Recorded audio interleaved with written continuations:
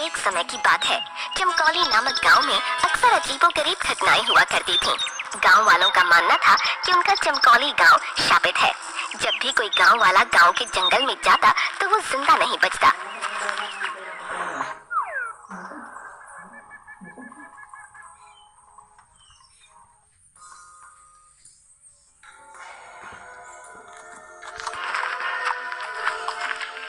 एक दिन गांव का चंदू किसान अपनी गाय के साथ जंगल के रास्ते होते हुए गांव जा रहा था। अरे रात काफी हो गई है, मुझे जल्दी निकलना चाहिए था, लेकिन ये गौरी जंगल में चरने लग गई और देर हो गई। गौरी अब चल जल्दी से, इस जंगल में बहुत अनहोनी घटनाएं होती रहती हैं। चंदू डरता हुआ अपनी गाय के साथ थोड़ा आगे बढ़ता है तो उसे पेड़ के नीचे एक बुढ़िया घूंघट ओढ़े दिखाई देती है, जो देखने में काफी डरावनी लग रही होती है।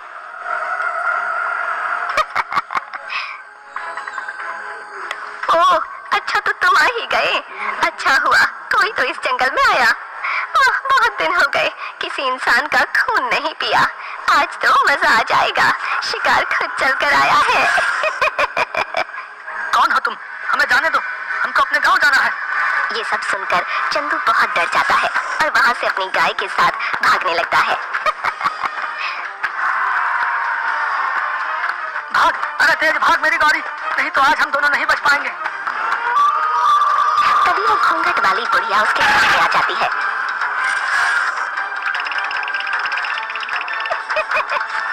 लंबे लंबे नाखूनों से चंदू को मार डालती है, उसके बाद उसकी गाय को भी।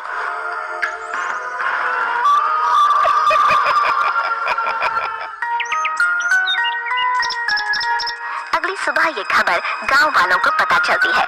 गांव के लोग ये जानकर बहुत हैरान हो जाते हैं। अरे भैया सुना है, उस घूंघट वाली बुढ़िया ने कल रात चंदू किसान और उसकी गाय को मार डाला। अरे भैया ये तो अच्छा नहीं हुआ भैया। हाँ भैया, अब तो इस गांव में रहकर भी डर लगता है, लेकिन क्या करो भैया, गांव छोड़कर भी तो नहीं जा सकते ना।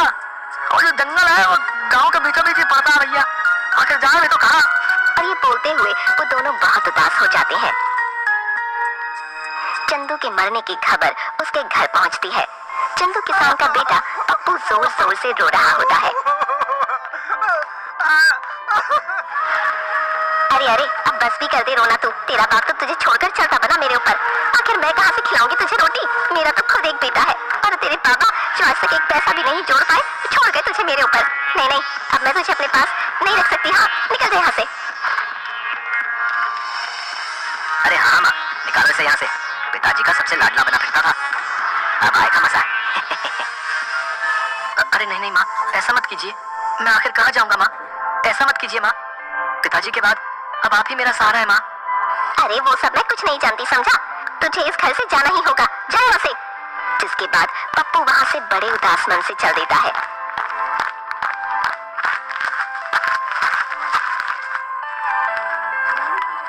चलते चलते वो गांव के उसी जंगल में आ जाता है।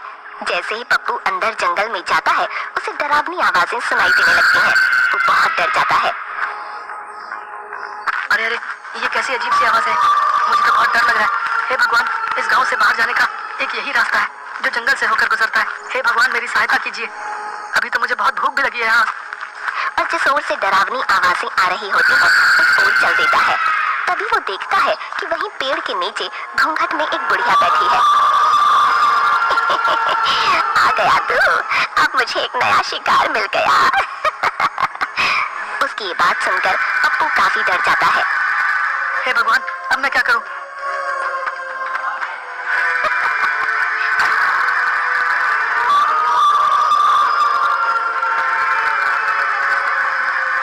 तभी भागते भागते पप्पू एक गड्ढे में गिर जाता है।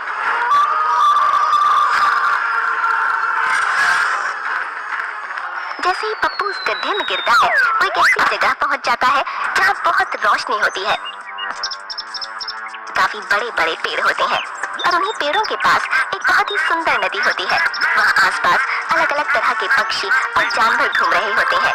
सबको देख पप्पू हैरान रह जाता है। अरे ये मैं कहाँ गया हूँ? ऐसा अजीब सा जंगल तो मैंने कभी नहीं देखा।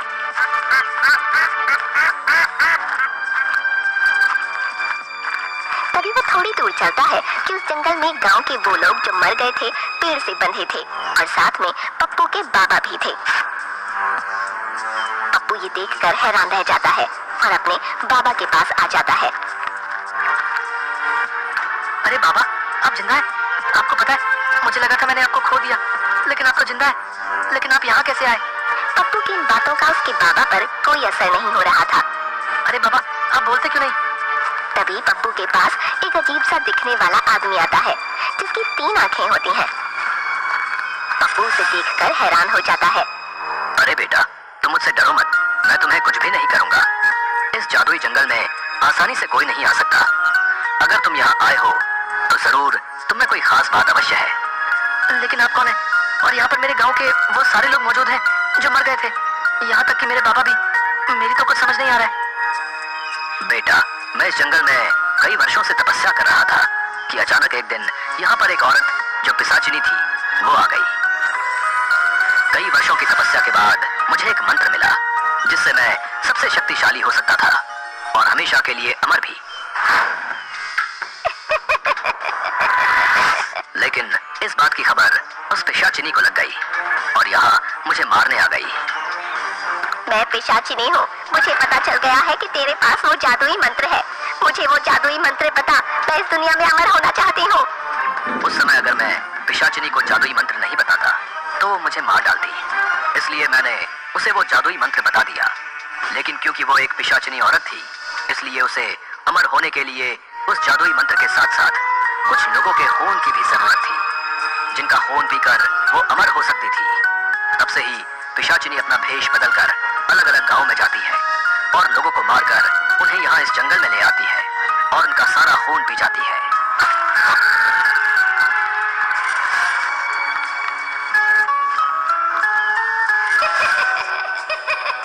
तीन आंखों वाले आदमी की ये बात सुनकर दंग रह जाता है।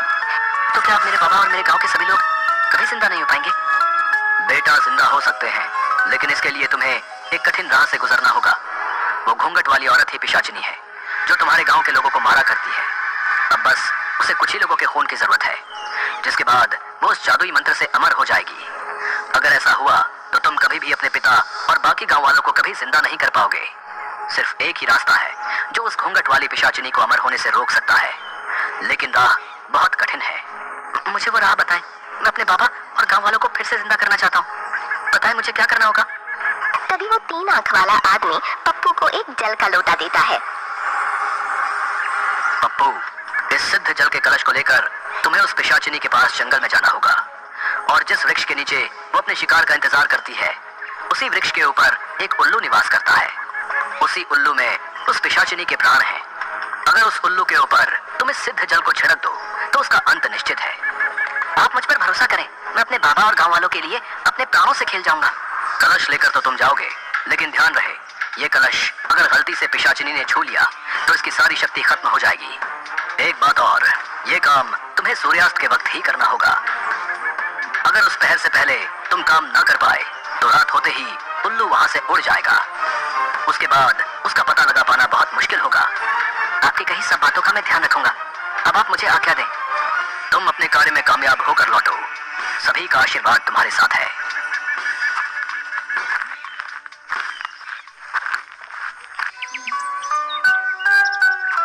उसके बाद पप्पू जंगल में ठीक उसी जगह सूर्यास्त से पहले पहुंच जाता है। मैं उस पिशाचिनी को किस तरह इस पेड़ के नीचे से हटाऊं? अगर मैं इसके सामने गया तो ये मेरे पीछे पड़ जाएगी और इस कलश को भी तोड़ना चाहेगी। हे भगवान, मेरी मदद करो। तभी उसके सामने उसकी गाय गौरी, जिसको पिशाचिनी ने मार दिया होता है, वो आ जाती है। अरे गौरी, तुम आ गई? हाँ पप्पू, मैं तुम्हारी मदद करने आई हूँ। अब मैं तुम्हारा रूप लेकर पिशाचिनी के सामने जाऊंगी, जिससे वो मेरे पीछे भागेगी। तब तुम पीछे से जाकर उस पेड़ पर बैठे उल्लू पर इस सिद्ध जल को छिड़क देना, जिससे ये पिशाचिनी का अंत हो जाएगा। ठीक है, मैं बिल्कुल वैसे ही करूंगा। उसके बाद गौरी पप्पू का रूप ले लेती है। पिशाचिनी के सामने जाकर, इधर देखो बूढ़ी पिशाचिनी, आओ मेरे पास।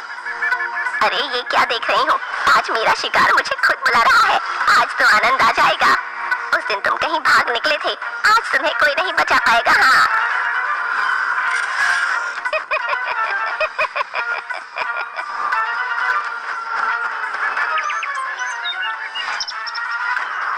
सूर्यास्त होने ही वाला है। यही वक्त है जब मुझे उस उल्लू पर जल छिड़ककर इस पिशाचिनी का अंत करना होगा। पप्पू झट से उस पेड़ पर चढ़ जाता है और देखता है कि एक बहुत भयानक सा उल्लू पेड़ की डाल पर बैठा हुआ है।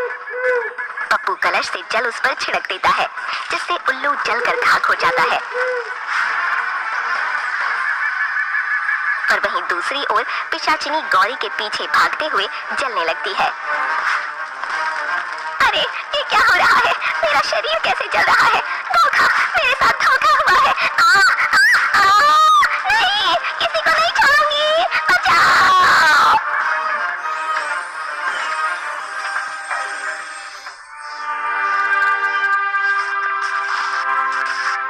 धन्यवाद ईश्वर, मैं इस राक्षसी का अंत करने में सफल हुआ। उसके खत्म होते ही पप्पू के बाबा और सभी गांव वाले उस 3 आंख वाले आदमी के साथ वहां आते हैं, जिन्हें देखकर पप्पू बहुत खुश हो जाता है। अरे बाबा, आप जिंदा हो गए। मेरे प्यारे बाबा, देखो मैं आपको अपने पास फिर से ले आया। हाँ मेरे बच्चे, देख मैं तेरे पास आ गया हूँ। वाह पप्पू, तुम सच में बहुत बहादुर और साहसी हो। तुमने उस पिशाचिनी घूंघट वाली बुढ़िया को हमेशा के लिए मुक्त कर दिया है। अब वो बहुत दूर जा चुकी है। अब तुम्हारा गांव शापित नहीं रहा बेटा। अब किसी भी गांव वाले की मौत नहीं होगी, और ये सब तुम्हारे ही कारण हो पाया है। ये सुनकर वापस जिंदा हुए सारे गांव वाले भी पप्पू का धन्यवाद करने लगते हैं। मुझे माफ कर दो पप्पू, मैंने तुम्हारे साथ बहुत गलत व्यवहार किया। मेरे मन में आपके लिए कोई कड़वाहट नहीं है माँ। देखो पिताजी अब हमारे साथ हैं, हम सब अब साथ रहेंगे। अरे वाह बेटा, तुमने जो हमारे लिए किया वो कोई नहीं कर सकता था। तुम वाकई ही हमारे गांव के नायाब हीरे हो। हाँ, हम तो तुम्हें पाकर धन्य हो गए बेटा।